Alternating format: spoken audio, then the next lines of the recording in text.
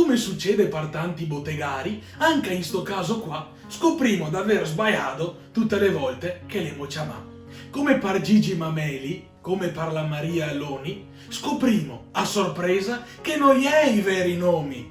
Anche Mario Cordovano, Verona lo chiama così, e pochi invece sa che il cognome saria Gastaldin.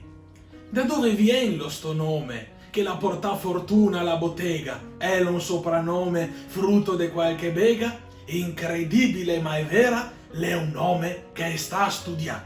Come tutto alla bottega, pensato e esaminato. Mario, da bravo imprenditore che da solo s'ha inventato, l'ha capito che impara ben, ci qualcosa l'ha copiato. E guardando tutti i marchi della pelletteria mondiale, l'ha scoperto che la R l'era un tratto usuale. O parlando con gli amici è venuto fuori a Cordovano e rispettava tutti i crismi e non suonava tanto strano. Così tutta la storia dei 50 anni del lavoro la incentra sulla ricerca del lusso e del decoro, arrivando a tal punto di preparar lui da solo preziosi oggetti in pelle confezionati da Pignolo.